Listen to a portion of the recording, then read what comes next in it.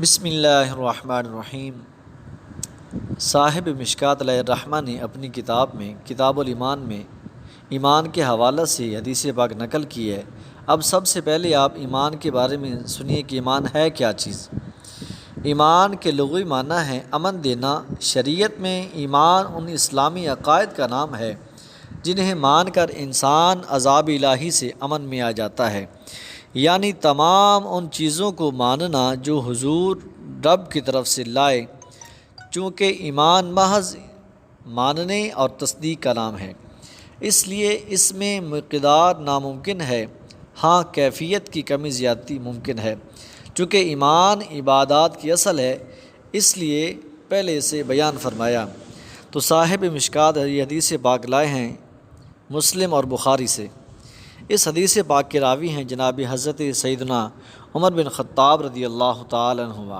فرماتے ہیں کہ ایک دن ہم نبی اکرم صلی اللہ علیہ وسلم کی خدمت اقدس میں حاضر تھے کہ ایک صاحب ہمارے سامنے نمودار ہوئے جن کے کپڑے بہت سفید اور بال خوب کالے تھے، ان پر آثار سفر ظاہر نہ تھے اور ہم میں سے کوئی انہیں پہچانتا بھی نہ تھا۔ اب سب سے پہلے یہ بات سنیے کہ وہ جو صاحب نمودار ہوئے وہ جبریل امین تھے، اور وہ بشری حالت میں حضور اکرم صلی اللہ علیہ وسلم کی بارگاہ میں حاضر ہوئے۔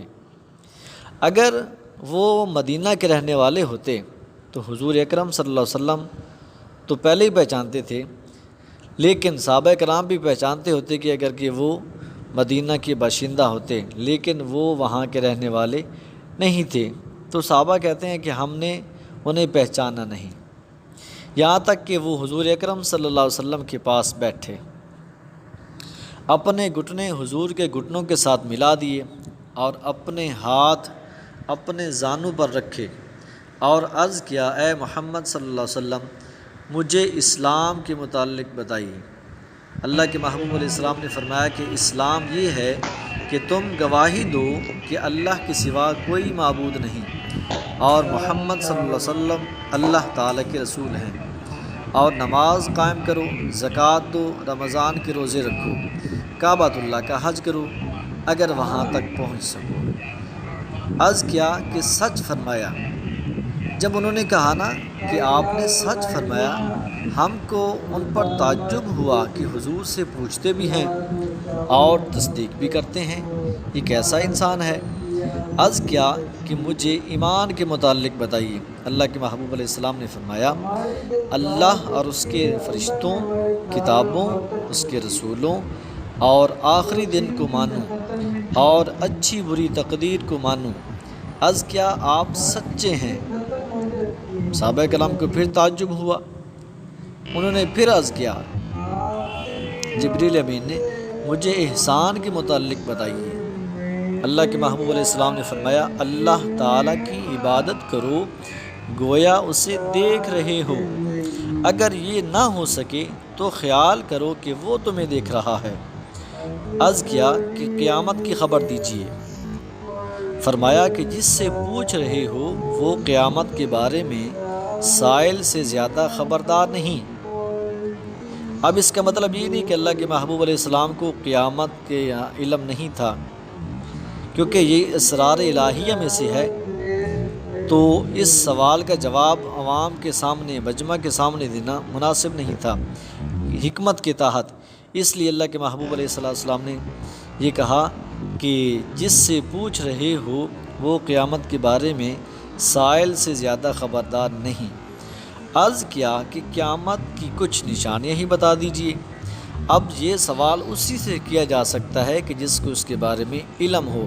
تو اللہ کے محبوب علیہ السلام نے قیامت کی نشانیوں میں سے ایک یہ بات بیان فرمائی، فرمایا کہ لونڈی اپنے مالک کو جنے گی، یعنی کہ اولاد اتنی نافرمان ہو جائے گی کہ اپنی والدہ سے، اپنی امی جان سے نوکرانیوں جیسا، لونڈیوں جیسا سلوک کرے گی، اور ننگے پاؤں، ننگے بدن والے فقیروں، بکریوں کے چرواہوں کو محلوں میں فخر کرتے دیکھو گے، محلوں میں فخر کرتے دیکھو گے۔ تو اس میں ایک بات یہ بھی بیان کی گئی ہے کہ قیامت کے قریب ایسا انقلاب آئے گا کہ ذلیل لوگ عزت والے بن جائیں گے اور عزیز لوگ عزت والے لوگ ذلیل و رسوا ہو جائیں گے، جیسا کہ آج کل دیکھا جا رہا ہے۔ اس بات کو سمجھنے کے لیے ایک اور بات عرض کرتا ہوں۔ سکندر ذوالقرنین نے حکم دیا تھا کہ کوئی پیشہ ور اپنا موروثی پیشہ نہیں چھوڑ سکتا تاکہ عالم کا نظام نہ بگڑ جائے، یعنی کہ معلوم ہوا کہ کمینوں کا اپنا پیشہ چھوڑ کر اونچا بن جانا یہ قیامت کی علامت ہے۔